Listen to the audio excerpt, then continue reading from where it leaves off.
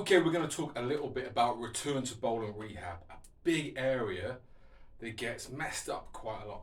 Okay, and I'm going to talk you through a sort of 10-point sliding scale of where a 0 is injury and 10 is getting back to match bowling. And we're going to look what typically happens, which almost puts the bowler back in a place where they're going to get re-injured, and what we really need to happen to tick off things on the way so that as much as possible we know we've got the bowler back in a really good place and we know the next step is going to be net bowling, match bowling, and they're ready for it. Okay, which is important, we need to know this, we can't be guessing. So, like we said, we've got 10 points here. 0 is when you get injured, okay?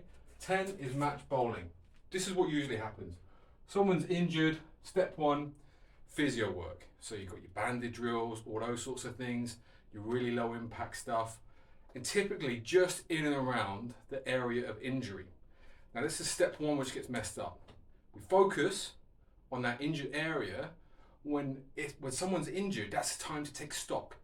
Okay, where are they physically? In every aspect, not just in that injured area. If it's a muscular tear, it's happened for a reason. We need to investigate that, but also try and get ahead of anything else. So if there's other things that aren't quite working well or working as we want to, now's the time. We've got a bit of time with injury. Let's check everything, but typically it doesn't happen. We just get some typical physio drills, might be 2-3 weeks, and then it hands over to an S&C who cannot wait to put a barbell on the back. Again, most of the time there's no assessments done. It's just right, he's injured A, so we're going to do B. Okay, instead of he's injured A, let's find out why and what's going to be the best thing. Normally what we see as well is the injured player has a bit of rest, a bit of physio work, then goes back into the exact same plan as they were doing before when they got injured. So all it's sort of the intervention is rest. Crazy. Okay, then they go from there, they might go backwards to some walkthroughs. I still don't really understand the value of a walkthrough at all, but they go there, then backwards to a walkthrough, which I've got around 2, and then, right, okay, they've done that, let's get them in the net bowling, which is 9, and then match bowling 10. Crazy, okay? We can see like strength training a 3, match bowling is a 10. We leap from that 3 to the 10. It's no wonder so many bowlers get re-injured because we're guessing, absolutely guessing. S&C might say, yeah, but I've taken him from a 60k back squat to 120. He's strong, he's ready. You're just fooling yourself and you're fooling the player more than anything. Okay, we need to get them ready for the match bowling. So what can we do to make sure that we're there?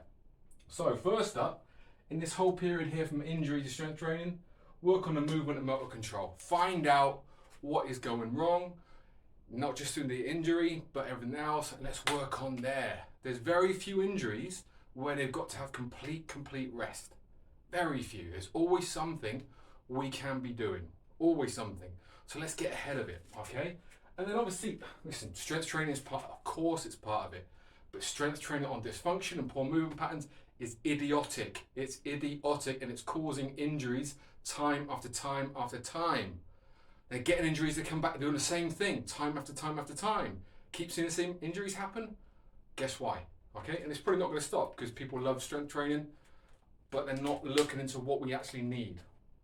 So then strength training, we can move on there into some sort of plyo work, some light plyo work, or just landing deceleration work. Then we can go into some half kneeling work.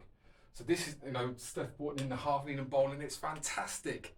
It's a tool, particularly if we've got a lower limb sort of injury, to keep the bowling mechanics going. We want to keep that arm and shoulder going, that whole shoulder complex with the thoracic, with the scapula, all that. Half kneeling bowling is a great way to do it.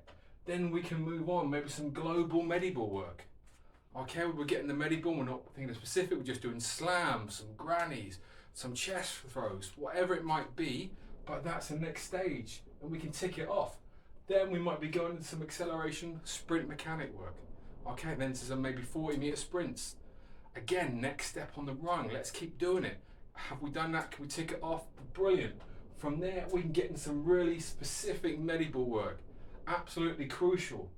If we're doing some depth jump into overhead mediball throw, working on lower body mechanics, we know we're quite close to bowling there. Then if we're doing some run up into overhead throw with a medie ball. We know, we might give it a couple of days after just to see what happens, but we can tick that off. Then we can get into some net bowling or even just middle practice bowling. And then we know once we're at the loads we want, we're ready for match bowling. But you see, we can tick all the way off. And this doesn't have to be, right, we're going to do 3 weeks there, and then 3 weeks there, 3 weeks there. This might be from 3 to 10, might happen in 2 weeks. If we tick it off, have a couple of days afterwards when we know, or we have a little look, has this worked? Is there any repercussions or anything? Any setbacks? No? Brilliant. Let's keep pushing forward. Especially if we know where the player is before their injury happened. So we know the sort of metrics they scored in testing before, so we can see if they're back to the previous. But this is crucial. If we tick it off all the way, we can more or less say we're happy to get them back bowling because we know we've done everything on the way. If we just go injury, bit of physio work, strength training with some clown in a barbell, go and bowl, or even worse, strength training, we'll go back a stage to walkthroughs, then go and net bowl, we don't know.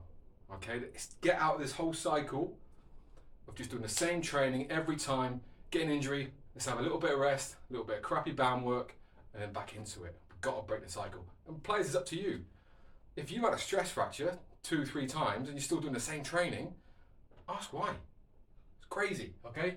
So here's a way to go from injury back to bowling, tick all the stages off on the way, give yourself the best chance of getting back to match bowling.